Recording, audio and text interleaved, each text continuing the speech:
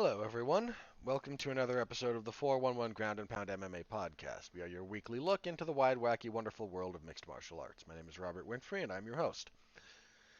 I apologize in advance.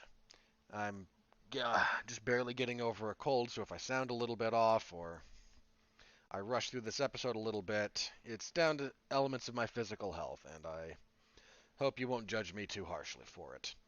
If you would please interact with the product somehow, like, comment, subscribe, share. All of that helps. I deeply appreciate it. You know the usual spiel at this point. I say it because it works, not because I feel good about it or because I like it. But it is one of those things that everyone does because over enough iterations it produces the desired effect. So that's why we do it. All right, on the agenda this evening, UFC on ESPN plus 55 in review. Not the sexiest card on paper, darn good night of fights. And a preview of UFC on ESPN plus 56. Um, yeah, we'll go over that. I don't expect this episode to be terribly long. And then, after that, get into the news. So I don't want to be here too terribly long. I don't think you guys want to be listening to me for hours on end, unless you do, in which case I thank you very, very much for it. But we're gonna get going on this. So UFC on ESPN plus 55. Your main event. Max Holloway defeats Yair Rodriguez via unanimous decision, 49-46 and then 48-47 twice. Doing this live, I was 50-45 Holloway. I'm not sold on that. I think the first round in particular, I was probably wrong on. And the fifth, I don't. I'd have to watch it again, but I don't think I object too much to Rodriguez getting it. No real dispute over rounds 2, 3, and 4. Holloway rounds, clearly. This is going to be one of those fights that a lot of people are going to hype. Some people are going to call this a fight of the year contender, etc., etc. I think it's probably a nominee, but this is not your fight of the year. I certainly don't think it's your fight of the year. I frankly found Holloway and Cater a more interesting viewing experience than I did this. But I've had this reaction before as well, where I've been somewhat nonplussed by fights that large segments of the community crow about. The first fight between Colby Covington and Kamaru Usman is one of those that a lot of people were just losing their minds over live, and I was just a little bit meh. And this was one of those. It's not a bad fight. I certainly don't mean to pretend that I think that's the case. But I was not. This didn't do it for me the way it did for other people. So I'm gonna give you, and all I can do is give you my take on it.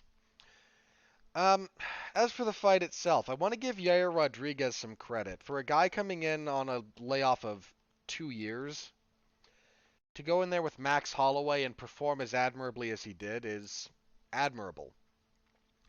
Yair Rodriguez has always had very, very potent offense. He's got power. He's a decent puncher, but it's his real power and the real danger comes more from his kicks than his punches. Again, I'm not trying to say that the man can't punch at all, but he's more likely to cause serious harm with his kicks than with his hands.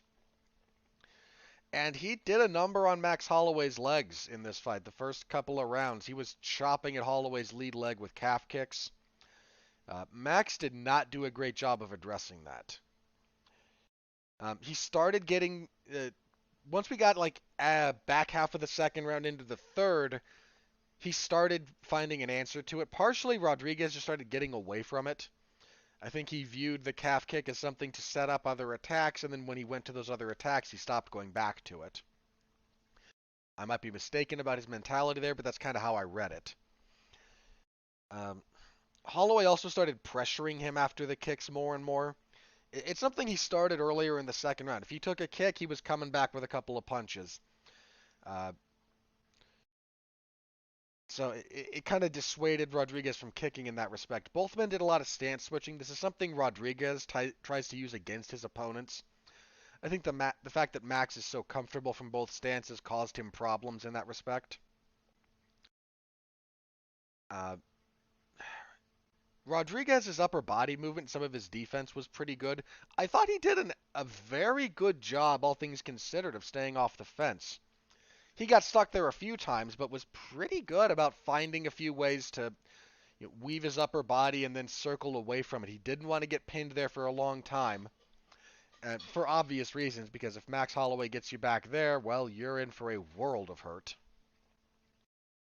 So he definitely deserves some credit for that.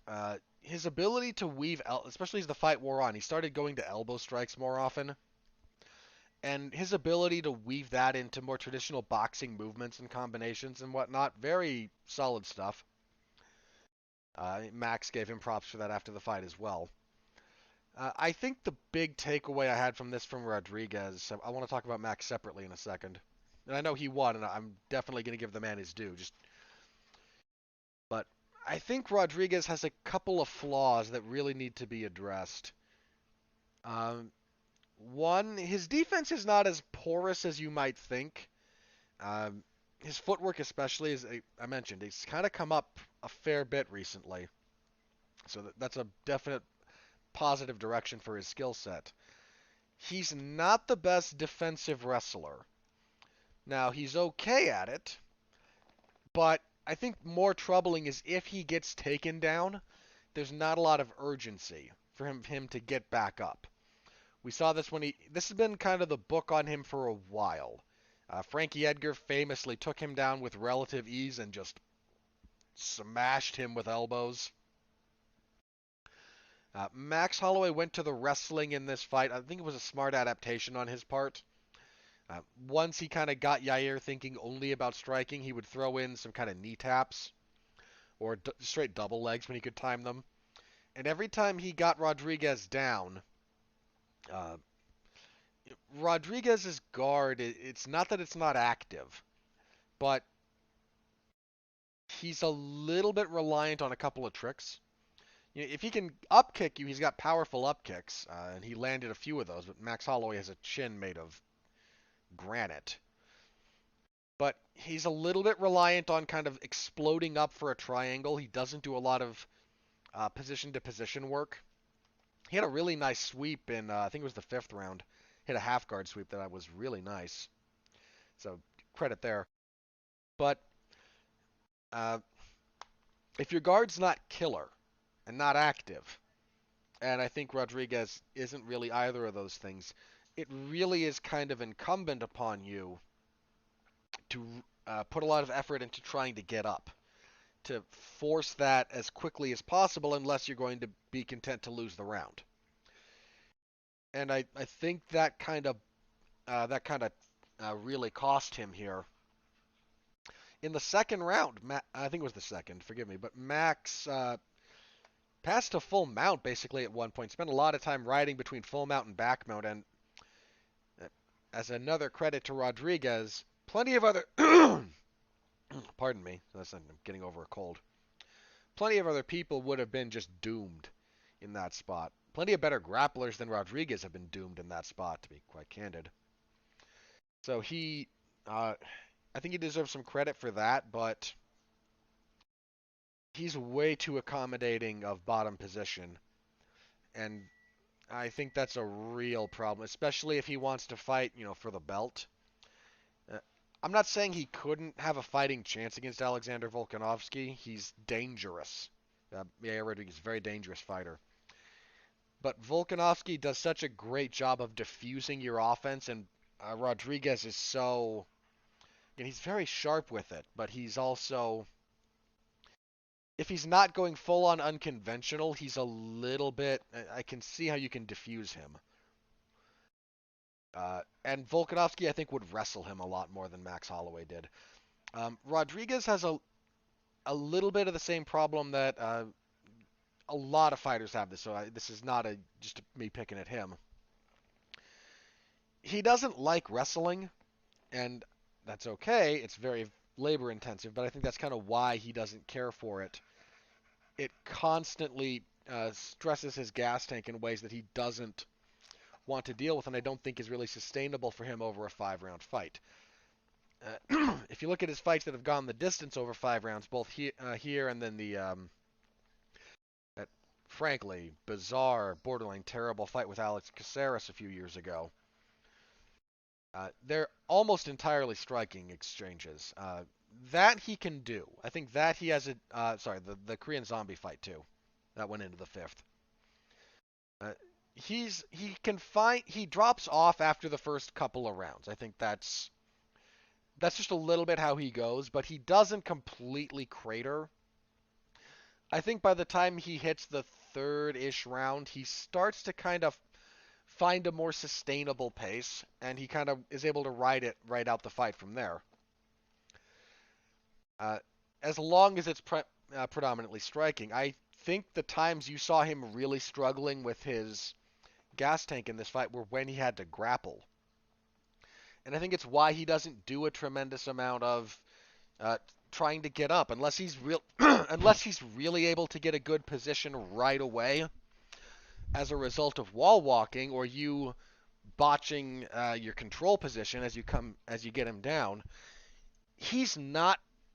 He's really just kind of gonna let you be on top until he finds just the right sort of counter to it, and that's not gonna work all that well if he has to deal with guys who are really able to push a consistent wrestling pace against him.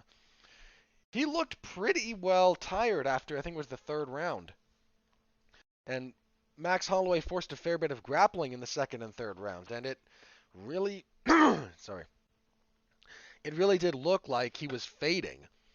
And then Max kind of got away from that a little bit in the four. I mean, he still did some, but it wasn't quite as insistent a grappling pace as it had been before. And I think once that happened, Rodriguez was able to kind of maintain his cardio.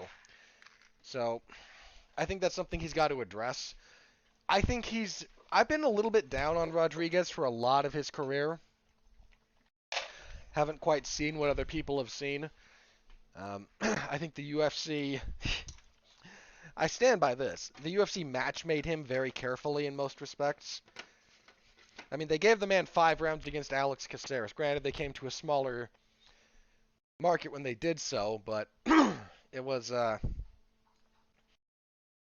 just a, I think they've been cautious with him, and he's now at a point where that's not an option anymore. So I don't know if they try to make his fight with Zabit again. They've tried to make that several times.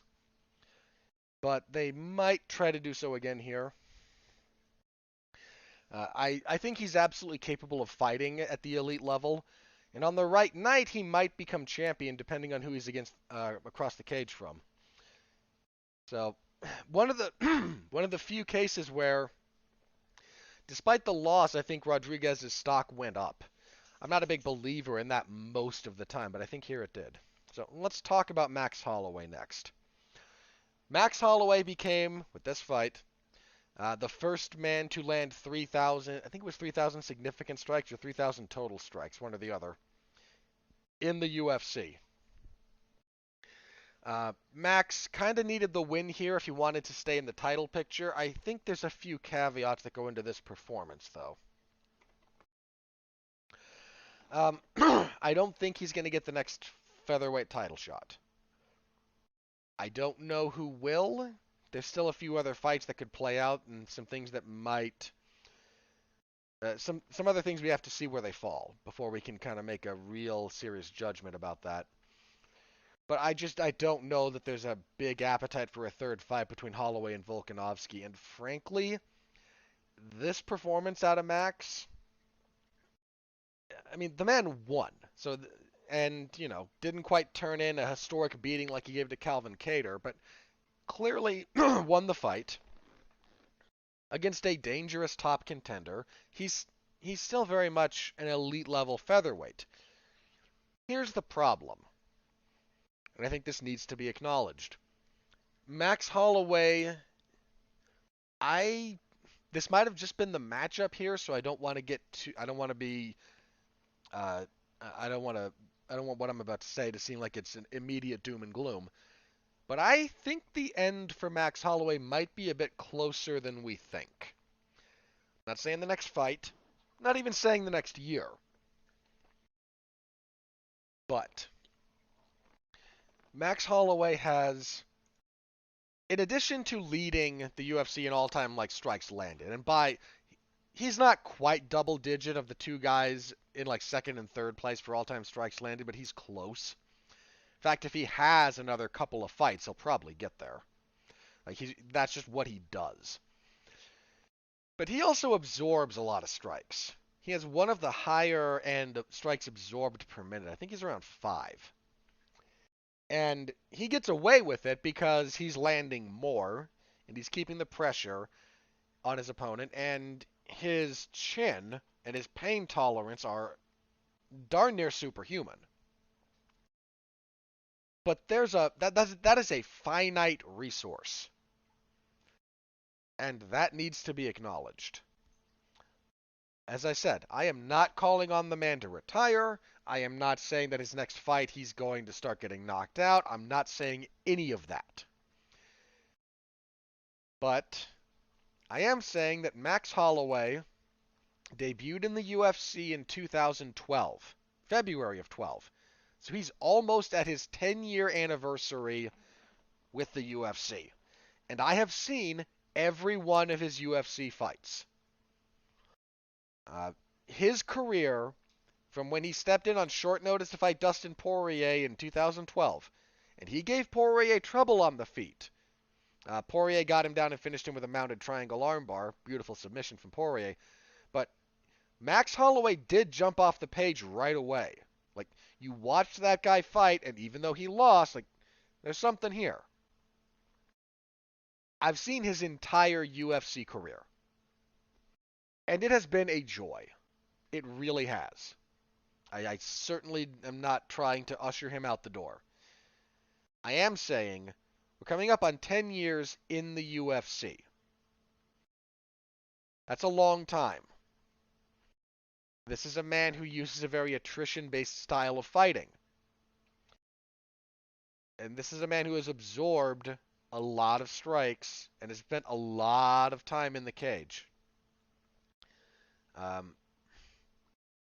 I don't know. I mean, look, his name is plastered over the record books, right? He was the first American to win the featherweight title. He's still the only American to hold that title. He went from Aldo to McGregor, back to Aldo, to Max, to Volkanovski, yeah. I don't even think there's been an interim. Yeah, probably not. Anyway. He's a former champion with multiple title defenses, multiple Performance of the Night bonus. He has the longest winning streak in featherweight history. That man won 14 fights in a row in that weight class at one point. Like that's not nothing. To say nothing of just his accumulated output damages. I mean, he has the most TKO/knockout wins in the featherweight division in the UFC. Most stoppages in the UFC featherweight division. He has the most significant strikes landed in a single fight.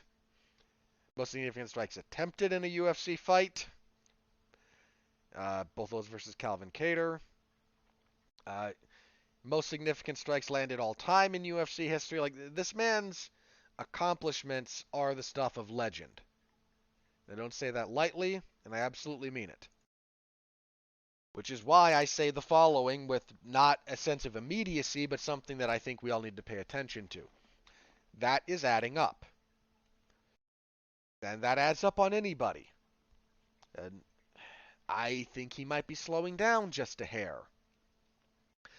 Now, again, some of that might have been what Yair Rodriguez brought as an opponent relative to Max Holloway. He might fight his next fight and look like $1 million again.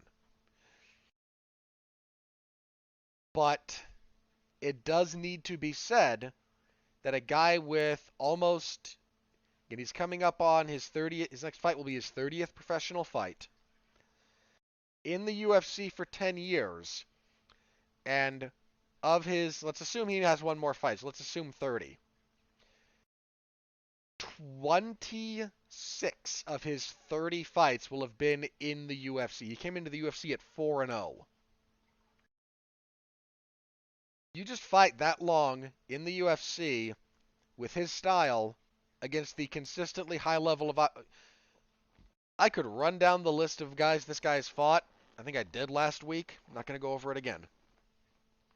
He's fought everybody, and he's beaten the vast majority of them. But I think he knows that the end might be close. Look, if you just looked at the guy and went, okay, he's got about 30 fights, former champion, 29, you might think you've got a good, 3 more years out of him. I'm not saying we don't. I'm saying 3 years might be a bit optimistic given how he fights and given the years and the miles. I could be wrong. I really could. And frankly, as a fan, I hope I am, because I love watching the man fight. I really do. So I say this also so that we can all, because I think we need to appreciate Max Holloway while he's still fighting. I think he's part of the reason one of the other things that came out after this fight that I think has me thinking that a little bit. He didn't seem all that keen about I want another title fight. He seemed a bit more keen on a rematch with Conor McGregor, which frankly I think would be great. I would favor him to beat Conor. Or some other big fight at lightweight potentially. I think Max Holloway right now is looking more for a handful of big checks than he is trying to regain the title and establish another championship legacy. And let me be clear, I am not judging the man for that at all. If he thinks that the end is in sight, and again, end in sight does not mean I've got one more fight or I've got 2 more fights. I feel fairly confident in saying he does not have 5 more years in the UFC. Now, if that's what he thinks, or if that's what some of the people around him might be keying into, you've got, a handful, you've got a very... Combat sports has a short shelf life. If Max is trying to maximize his earning potential for his last couple of fights, frankly, fighting Volkanovski for the title a 3rd time might not be the biggest box office attraction. He might be better served trying to coax Conor McGregor into another fight. Or something similar. And I mentioned, I don't blame him. If he's trying to get his last little bit of money and then be prepared for the exit, I applaud his forward thinking if that's the case, to be candid. I'm not looking forward to the day the man retires because, as I mentioned, his career's been a joy and I've watched every fight of his in the UFC. Live. But I think we all do need to be aware of the fact that as remarkable a run as it has been, and the stuff of legend, one of the best featherweights of all time, you can argue the best. He stopped Jose Aldo twice in the 3rd round, both times they fought. Stoppage wins over Anthony Pettis, over the current lightweight champion. I know there was a neck injury involved in that, and it sucks that it had to end that way. Back in 2015, he TKO'd Charles Oliveira in 100 seconds. This man is a living legend. And I say what I'm saying because, well, I think he's still got a few more... Again, he's probably got a couple of more years still. But I don't think Max is going to be around for another... I don't think in 5 years. My hunch. Might be wrong. Half hope I am, but that's my hunch. So, solid performance from Max Holloway. Demonstrated his ability to mix up the fight, taking it where he had the better chance of winning. All the credit in the world to him. I hope he makes bank for whatever his next couple of fights are. I really do. That was your main event. The rest of these should be a bit faster. Marcos Rogerio de Lima defeated Ben Rothwell via TKO in 32 seconds. He just cracked Rothwell with a right hand and got him against the fence and teed off. A bit of an odd stoppage here. Herb Dean went to stop it after a right hand where Rothwell sagged. His legs got... And then he kind of grabbed de Lima and went to pull him off. Rothwell, who was panic shooting for a double leg, they kind of spun around Dean, and then Lima was like half holding a guillotine as they went down. He kind of looked at Herb Dean like, well, because they kind of got pulled out of Herb Dean's grasp. I mean, well, we're really stopping this? Did you stop this or what? And Herb confirmed. A lot of people jumped on Herb Dean for this one, and given recently he's been a touch more indecisive in his calls, I can see the criticism. I'm going to be a bit more lenient here personally. He did grab de Lima, and it was Rothwell who kind of continued the action after that, and it felt a little bit more like he just didn't want to get bowled over in the takedown, but he stuck by the decision to end it.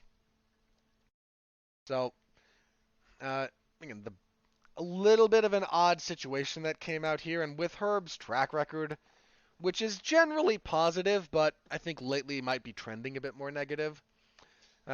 I think some criticism is not without warrant.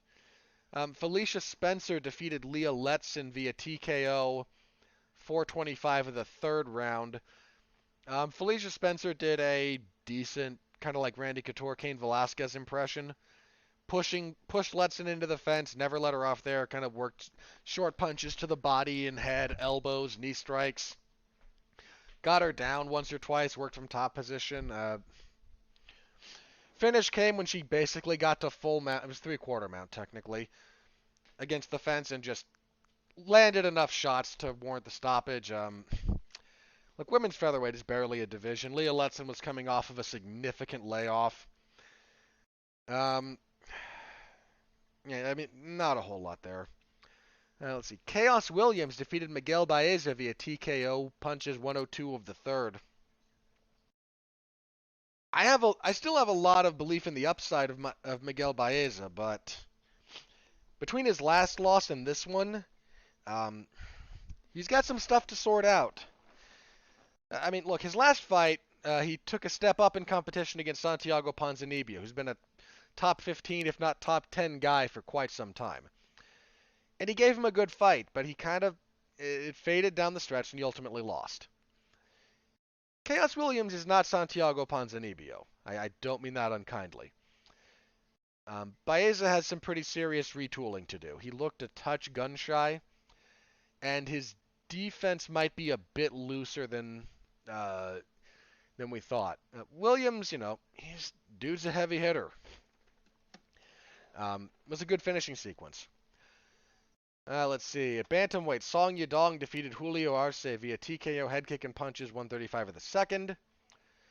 Arce made a decent account of himself in the first, but Song, the second round, both guys kind of came out and got after it. That ultimately favored Song as he was able to land a couple of good punches. A nice head kick from in close. His hip dexterity is quite good if he could land that kick from there. Then he just never let him off the hook once he rattled him with that head kick, so... good on Song. Song is a very, very relevant bantamweight player. I don't think he gets enough credit. I mean, he's only got one loss in the UFC. And he debuted in the UFC in 2017. His UFC record is quite good, actually. It's 1, 2, 3, 4, 5, 6. It's 7-1-1. That guy's someone you definitely pay attention to. He should start moving up the ranks. I think he was ranked coming into this. He should be fighting ranked opposition next. That was your main card. As for the prelims, Joel Alvarez defeated Thiago Moises via TKO. Elbows and punches, 301 of the first. Alvarez is a very large lightweight. In fact, he missed weight here. His second time missing weight in a row, which is a problem. Look, Moises did a decent enough job at first, but the size of Alvarez was a real problem for him. He kept getting backed up. He got rattled, and then once Alvarez kind of got him against the fence line, he was unloading with just brutal elbow strikes. Got things down, and then just pounded him from on top. Uh, Alvarez has a lot of ability. Uh, he's another guy who doesn't get a lot of play, but he's now won 4 in a row. The problem is he's missed weight in his last 2 fights. Weighed 159 and a half and then 175 and a half here. I don't know if the UFC will make him fight at 170 next. He said he wants to work with the UFC Performance Institute and really get his weight cut dialed in. How old is he actually? That might be playing a factor. He's 28. Okay, he should be done.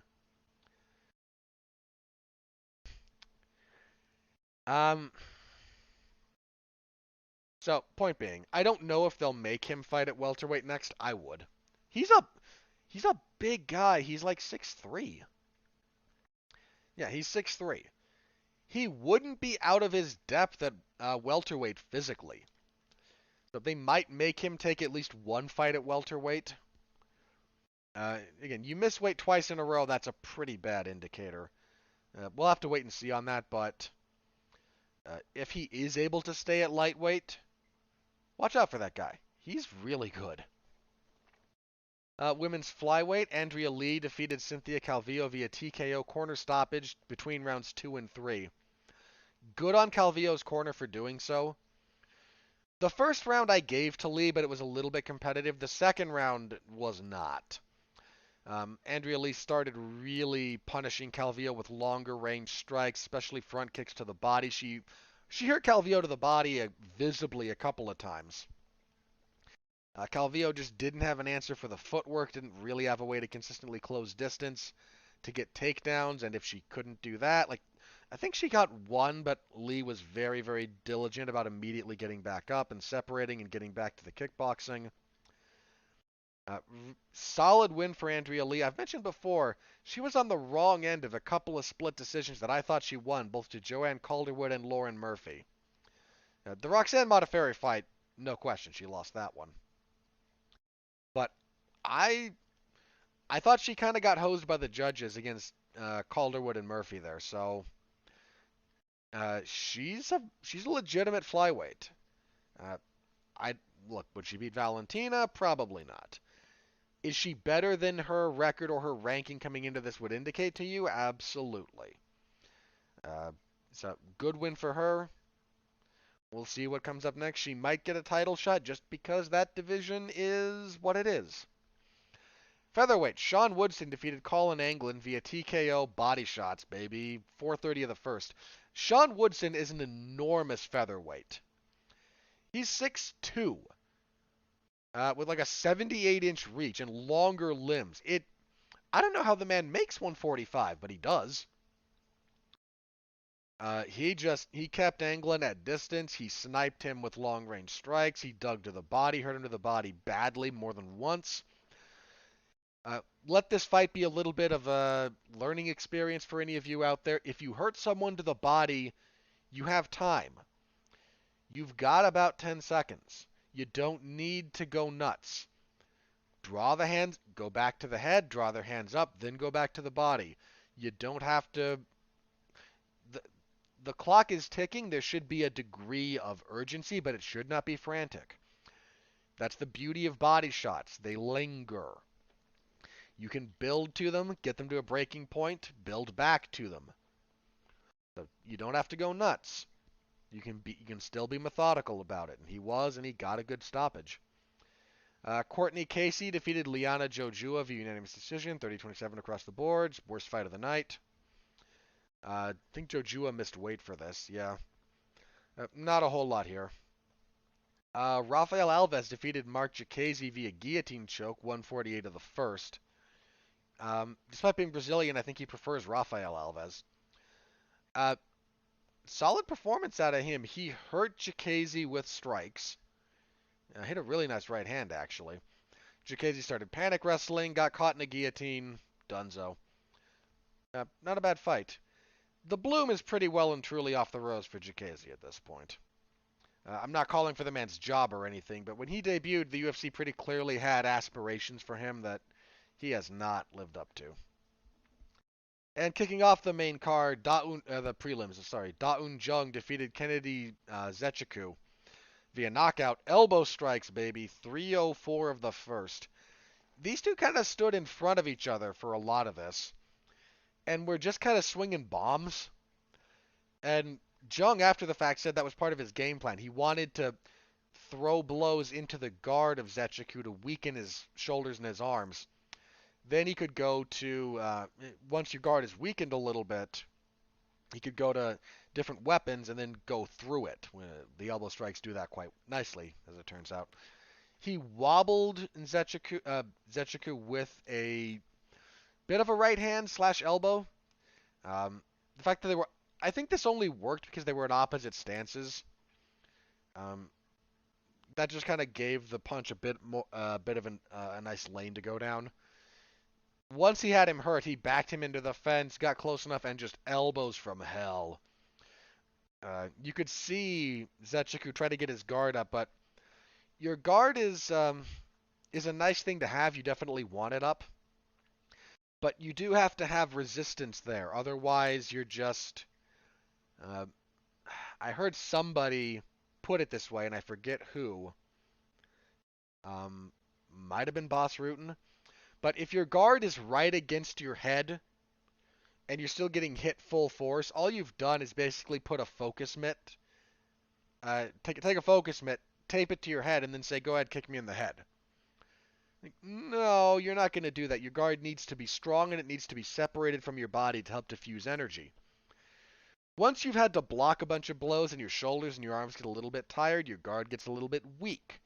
Then the stuff starts coming through it. This happens in boxing all the time, and all they can do is punch.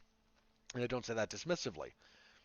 When you start adding elbows to the mix, like Jung did here, they can slip through different openings, and you can leverage the framing of your arm in a different way to just batter through it, which he did here. Good stuff from Jung. Jung's another guy who doesn't get a lot of play, partially because light heavyweight is a dumpster fire. But that man has not lost since 2015. He hasn't lost at all in the UFC. He has one draw in that time when he fought Sam Alvey. He's 5-0 now, 5-0 and 4-0-1 in the UFC. Excuse me, he's undefeated. That's a light heavyweight that you should be paying a bit of attention to if you care about the division. There's some serious ability there in that guy. And that was it. Fairly short card, all things considered. A lot of stoppages, only 2 decisions, one of which was the main event. This coming off of the heels of UFC 268 and UFC 267. Great set of 3 events for the UFC if we're talking about the action delivered. You can only name a couple of duds across 3 events, and that's a rarity. And that's a real rarity these days. I mean, considering that most of the month of October was a dud, to get these 3 events back to back, it was kind of nice. Your post-fight bonuses. Fight of the night, Max Holloway and Yair Rodriguez. Well, Rodriguez broke his foot in that fight, by the way. I forgot to mention that. At the end of the fight, his right foot was a balloon. Like, that thing is clearly busted up. The man kicks really, really hard. Unfortunately, that has some consequences if your opponent's able to check or if your distance is a little bit off. But that was your fight of the night. Performances of the night, Chaos Williams and Andrea Lee. Little bit surprised. Look, there were a lot of stoppages, and there were a lot of people who could have easily received those awards. I would have given Jung something, personally, but this happens when you have a good night of fights. There's always going to be stuff that gets fighters that get kind of left out in the cold like that. So, good night of fights. I have very few complaints about that. All right, let us move on to this coming event. UFC on ESPN plus 56. Your main event is Ketlen Vieira and Miesha Tate. One would assume the winner of this fight probably gets a title shot. Some of this is a bit contingent. The UFC's pretty clearly been trying to to book a rematch between Miesha Tate and Holly Holm, which I don't blame them for. Those are two women who still have some name recognition. Their first fight was what it was, uh, but a rematch for that fight wouldn't be the worst idea in the world, all things considered. And they won't just book it for some reason. Tate came back from a significant sabbatical slash retirement, beat Marion Renault in her comeback fight. Vieira's in a bit of a rough spot. She missed weight for her last fight and then was beaten by Yana Kunitskaya. She needs the win pretty badly here. She's got a lot of ability, but this is going to be a telling fight. If she can't beat or at least significantly hang with Tate, she's going to be in real trouble career-wise. I'm still going to lean towards Vieira, but I do not feel confident of that at all. Your co-main event is the best fight on this entire card, I think. Michael Chiesa and Sean Brady. This is a heck of a fight. Chiesa coming off of a loss to Vicente Luque, his first loss at welterweight. A big setback for him. He was on a good winning streak before that. Sean Brady, meanwhile, is undefeated, 14-0, 4-0 in the UFC, and is looking for a breakthrough performance. Both men are talented grapplers who aren't afraid to get into a scrap on the feet if necessary. I think I give the edge in straight wrestling to Brady. Chiesa's back taking is really, really good. This is a heck of a fight. I'm a little bit bummed this isn't 5 rounds, to be candid. I actually do lean a little bit towards Sean Brady here. I think Chiesa can be out-wrestled. And Brady is not only a good wrestler, he's a very good overall grappler. So I'm going to lean towards Sean Brady, but this is the fight I'm most looking forward to on this card.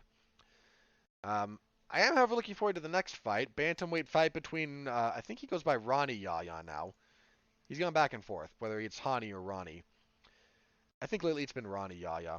Ronnie Yaya, an underappreciated veteran of the sport. Man, this will be his 40th professional fight.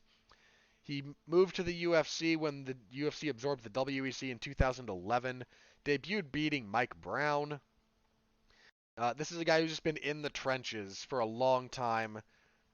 I love watching the man fight. He's a lot of fun most of the time. He's taking on Mr. Perfect, not Kurt Hennig, but the South Korean Kyung-Ho Kong.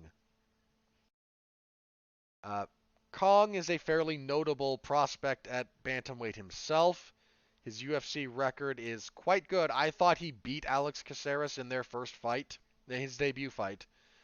That was a split decision that went to Caceres that got overturned. He lost to Chico Camus, then he won 3 in a row, lost a tough split decision to Ricardo Ramos, and has won 3 in a row. The last 2 have been split decisions, but I've agreed with them. He's looking for one of the bigger wins of his career if he can pull it off. This has a lot of potential. I'm gonna lean towards Kong. I think the years and miles have caught up to Yaya, but it's a good fight. Women's flyweight, Joanne Calderwood. I think she goes by Joanne Wood now. She married... I want to double check. I think she married John Wood.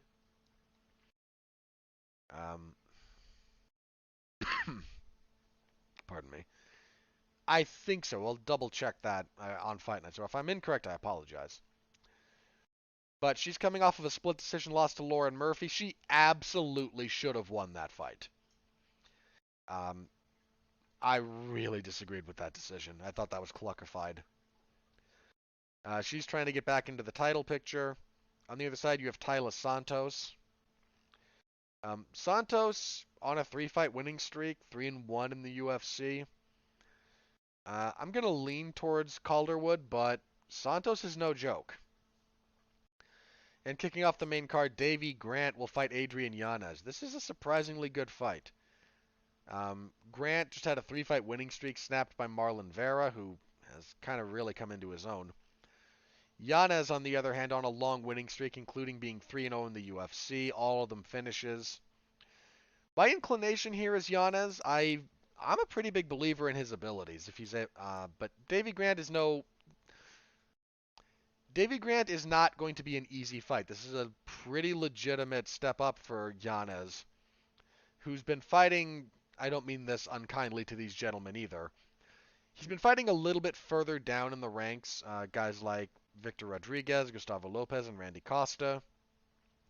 Grant's a notch above them, but we're going to see which of these two guys takes a step forward here. So that's your main card. As for the prelims, Tucker Lutz will fight Pat Sabatini. I'm okay leaning towards Sabatini there, but yeah. Lightweight, Rafa Garcia and Nathan Levy. Probably Garcia. Women's strawweight. Loma Lukbunmi was supposed to fight. Who was she supposed to fight? Because it wasn't her opponent. Cheyenne Bays. She's supposed to fight Cheyenne Bays. Bays pulled out. In stepped, setting another record, Lupita Godinez. This will set a record for Godinez. She already set the record for the fastest turnaround in modern UFC history when she fought on a week's notice. When her last fight when she lost to Luana Carolina. This will make her the fastest fighter to get to 3 fights in UFC history. Again, modern era since they stopped doing one-night tournaments. Her UFC debut was October 19th of this year. Or 9th, excuse me. Her second fight was the 16th. She'll be fighting again on, November 20th. I can't do math. There's a real argument to be made. That's a not optimal fight pace to maintain. But especially against Lukbunmi. Loma Lukbunmi she's legit.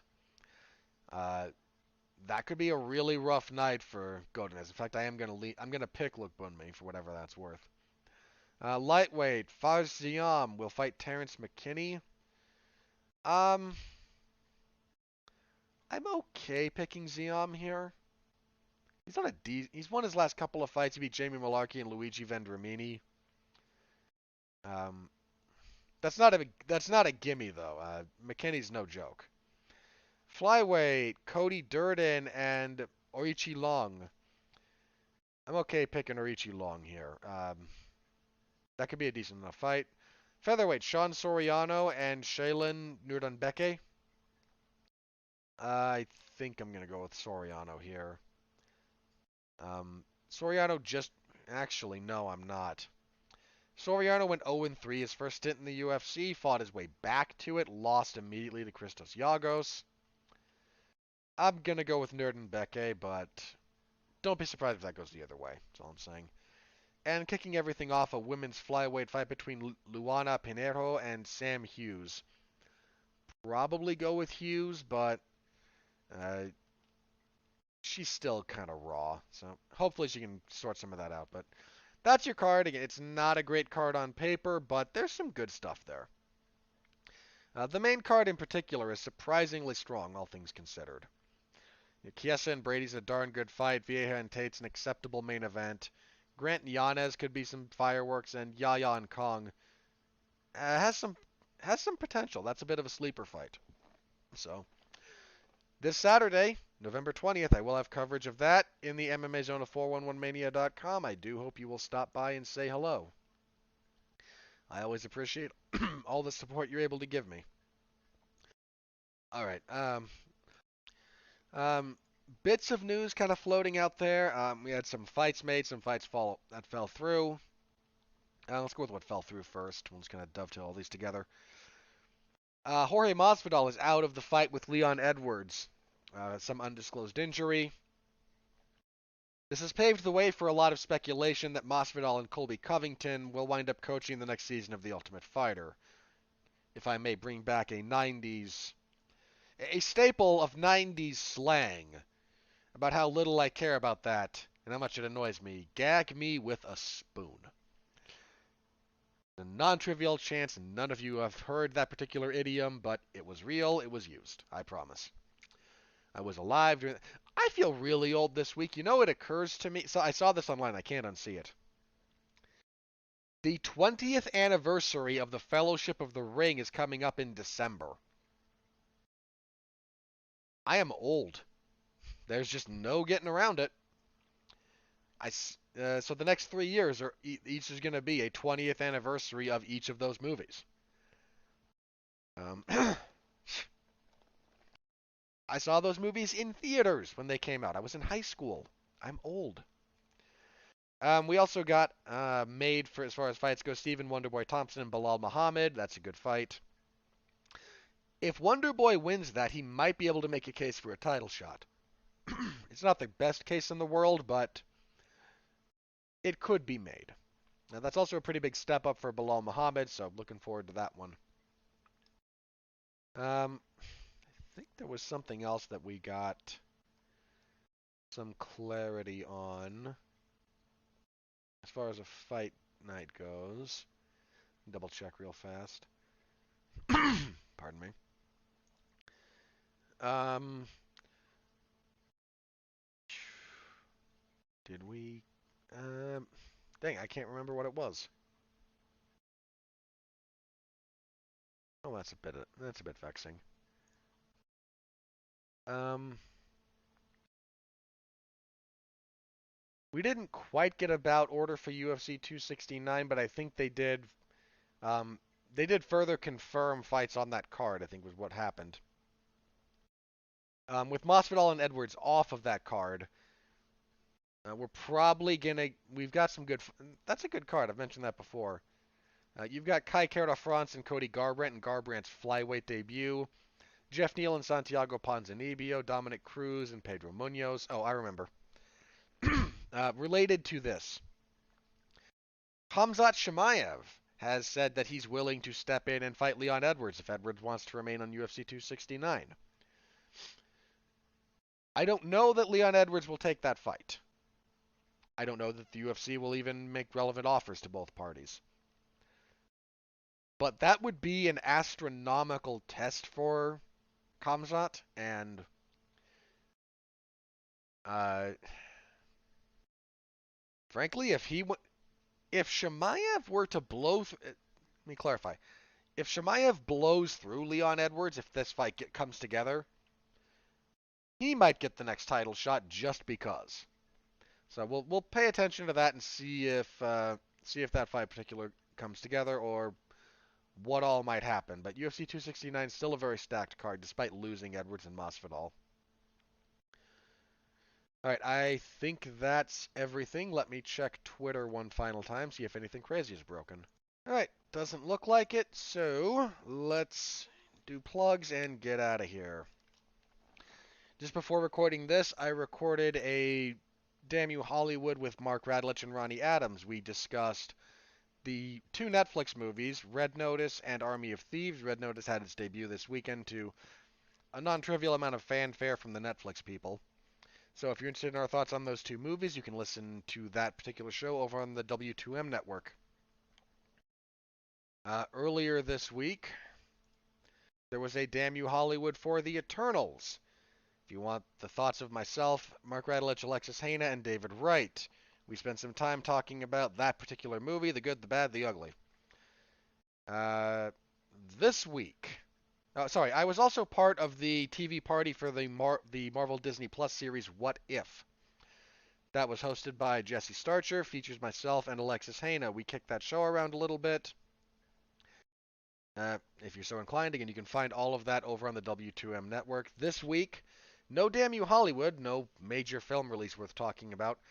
Instead, because we covered the first season of it, Mark Radulich and I will do a TV party for Lock and Key Season 2. And boy, Mark accused me of, at one point when we're going to review this, he's predicted I would stand up and urinate all over this show. While he was being facetious, metaphorically, he's not wrong. I hated this more than the first season, and if you listen to my review of that, that should be saying something. So if you're interested in that, Mark and I will be talking Lock and Key Season 2 on Tuesday. My usual slate of coverage is always live at 411mania.com. AEW's Dark Elevation on Mondays, MLW's Fusion Alpha on Wednesdays, WWE SmackDown on Fridays, and whatever UFC event is going on Saturdays. That is my usual schedule, and I do deeply thank all of you who support all of my writing in that particular respect, whatever the genre. So thank you all very, very much. As usual, I always appreciate you guys. Thank you again. All right, that's it. Thank you, Until next week, we will review UFC on ESPN plus 56. And only, let me double check only that. I don't want to speak out of turn. I'm pretty sure, yeah, there's going to be a week off on the 27th because of the proximity to Thanksgiving. Because the next event after that is UFC on ESPN 31 on December 4th, which is headlined by, at bantamweight, Jose Aldo and Rob Font. Also on that card, Brad Riddell and Rafael Fiziev. Those are darn good fights. Look at that card. Okay. There's not a whole lot beyond that, but those top two fights are quality. Those are quality fights. So we'll be back on the 21st to review the Tate and Vieira event. We'll be back on the 28th to preview Aldo and Font. So I thank you all for the support. Until next time, stay safe out there and continue to be well, be safe, and behave.